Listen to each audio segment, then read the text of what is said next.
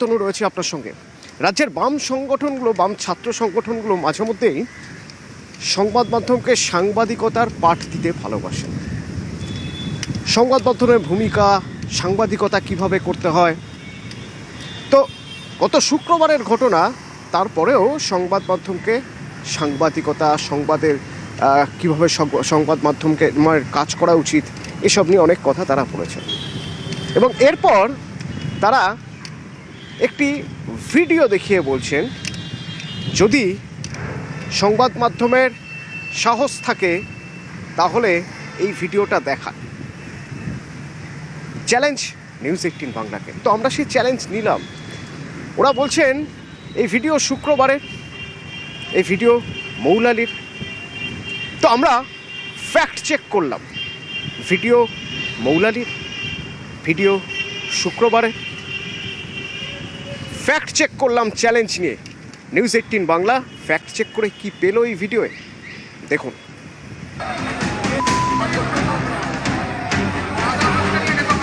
আমি তোমাকে একটা ভিডিও দেখাচ্ছি, এটা নিউজ18 বাংলা এখনো অবধি দেখায়নি।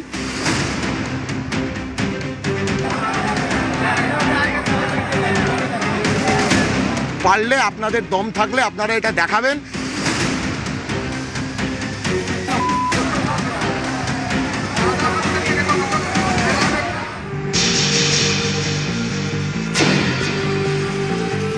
ধর্মতলায় যেটা হয়েছে, মানে আমাদের সহকর্মীদের ওপর আক্রমণ,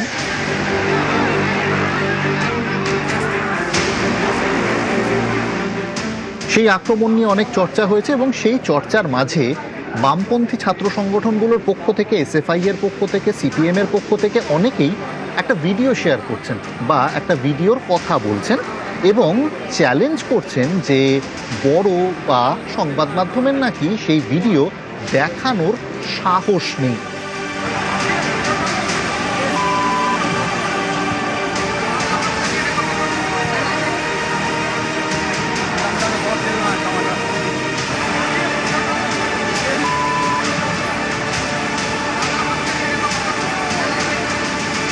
ভিডিও দেখলেন।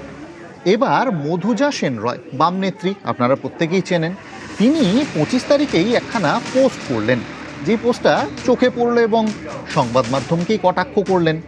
কি লিখেছিলেন একটু পড়া যাক। তিনি লিখেছিলেন, মধুজা সেন রয়, তিনি লিখেছিলেন, আজ এসএফআই সহ বাম ছাত্র আন্দোলনের নেতারা প্রেস কনফারেন্স করে এই ভিডিও দেখানোর আগে আপনি কোনো মিডিয়াতে এই ভিডিও দেখেছেন? আমি দেখিনি, ভুল হলে বলে দেবেন।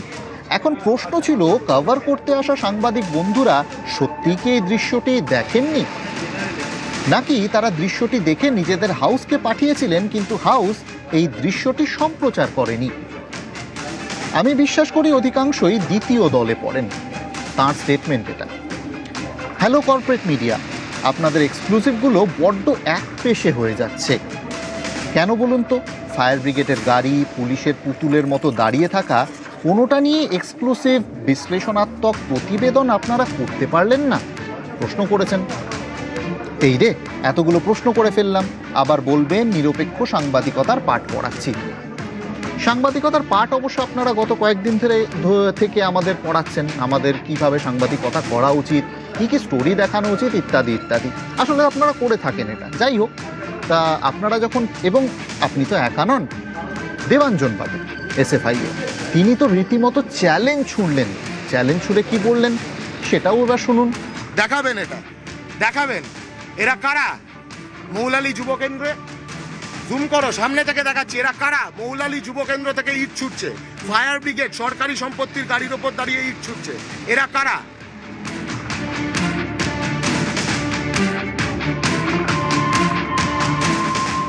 স্পষ্ট দেখা যাচ্ছে ইট ছুটছে। এই বাহিনী মিছিলের মধ্যে ঢুকেছিল। দম থাকলে এদের ধরে দেখান।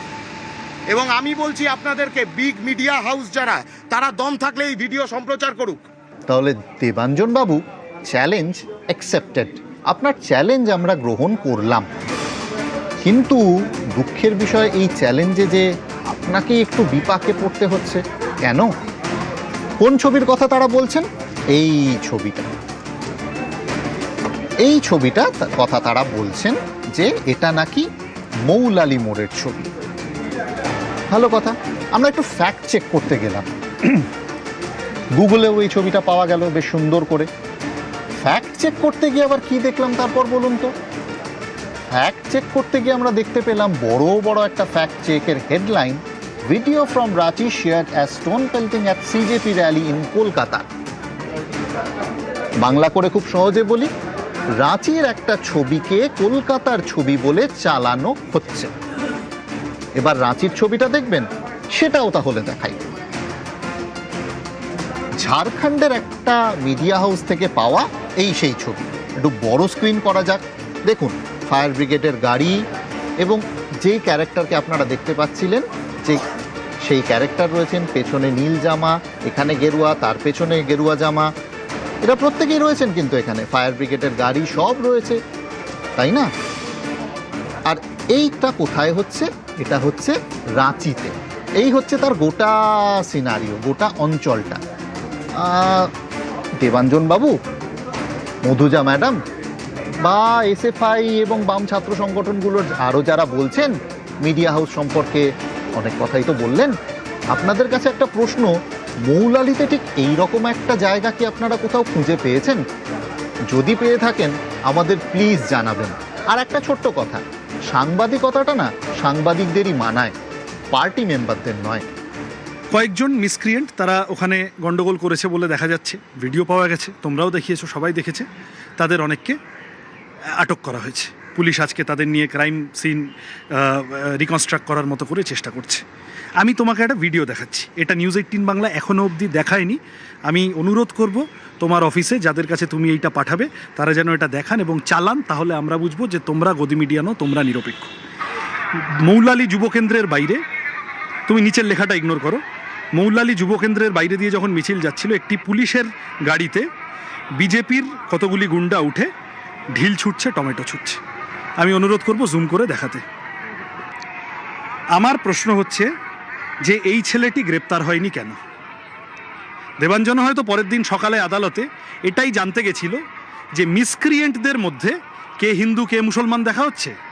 মিসক্রিয়েন্টদের মধ্যে যারা মিছিলকে অ্যাটাক করলো, যারা উস্কানি দিল বাইরে থেকে, যারা সাংবাদিকদের ওপর তাণ্ডব করলো, তাদের মধ্যে বিজেপির লোক হলে কি ছাড় দিয়ে দেওয়া হচ্ছে?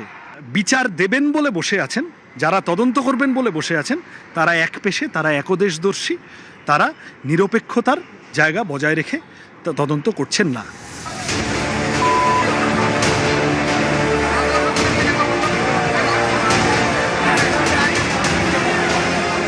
সাংবাদিকতার আমাদের যারা পাঠ পড়ালেন তাদেরকে আমরা সাংবাদিকতাটা ঠিক কীভাবে হয় সেটাও একটু বুঝিয়ে দিলাম।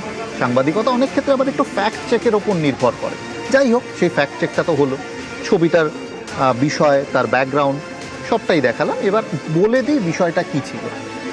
এটা রাঁচির ছবি, ঝাড়খণ্ডের, এবং সেখানেও নিট নিয়ে বিক্ষোভ হচ্ছিল এবং সেই বিক্ষোভের কোনো একটা প্রেক্ষাপটে বিজেপি বনাম কংগ্রেসের মধ্যে একটা সংঘর্ষের পরিস্থিতি তৈরি হয়। সেই সংঘর্ষের পরিস্থিতির উপর দাঁড়িয়েই এই সিনারিওটা তৈরি হয়েছিল। এখানে কোথাও দুই দলের সমর্থকদের মধ্যে অশান্তি হয়েছিল এবং সেই অশান্তির পর পুলিশ কী ব্যবস্থা নেবে না নেবে সেটা সম্পূর্ণ ঝাড়খণ্ড প্রশাসনের ব্যাপার, সেটা নিয়ে আমাদের কিছু বলার থাকতে পারে না, আমাদের কিছু বলার সেই অর্থে নেই। কিন্তু বারবার যে কথাটা বলা হচ্ছে, সংবাদ মাধ্যম দেখানোর সাহস পায় না, সংবাদ মাধ্যমকে চ্যালেঞ্জ করা, আসলে সাংবাদিকতাটা না এতটাও সহজ নয়। সবার আগে হয়তো কোনো একটা ছবির আশপাশটা দেখলেও বোঝা যায় আমি কোথাকার ছবি বলছি, আশপাশটা দেখলে বোঝা যায় যে এটা আমার শহর কিনা। হয়তো সবার প্রথমে আমাদের শহরটাকে একটু ভালো করে, শহরের দিকগুলোকে একটু ভালো করে চেনা উচিত, তারপর কোনো কমেন্ট করে সাংবাদিকদের বলা যেতে পারে। আপনাদের দম থাকলে আপনারা এটা দেখাবেন। মৌলালি যুব কেন্দ্র থেকে ইট ছুটছে।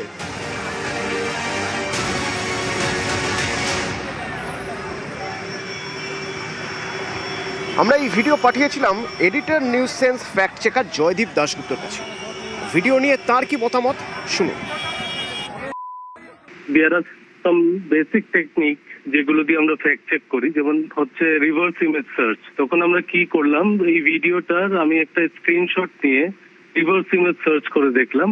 তখন গিয়ে পেলাম একটা লিঙ্ক, যেটা হচ্ছে রাঁচিতে কিছুদিন আগে একটা প্রোটেস্ট হয়েছিল, ওখানকার এই ভিডিওটা। অনেকগুলো এলিমেন্ট আমরা চেক করি, যেমন ব্যাকগ্রাউন্ড, তারপরে ওই লোকটার দুটো লোক দাঁড়িয়ে আছে, একজন কমলা কালারের শার্ট পরা আর একজন সবুজ কালারের শার্ট পরা। তো দুটোই আমরা দেখলাম, এই এলিমেন্ট দুটোই আছে। সেকেন্ডলি দাঁড়িয়ে আছে একটা ফায়ার ব্রিগেডের গাড়ির উপরে। তারপর weather condition, this are also very crucial true. যদি আমরা বলি ফ্যাক্ট চেকিং এ, পুলিশের যদি আমরা দেখি, কলকাতা পুলিশ আমরা জানি হোয়াইট ড্রেস, এখানে দেখতে পাচ্ছি খাকি ড্রেসে আছে। তো this are some of the cues যেগুলো দিয়ে আমরা কনক্লুড করতে পারি এটা একটা মিসলিডিং ভিডিও।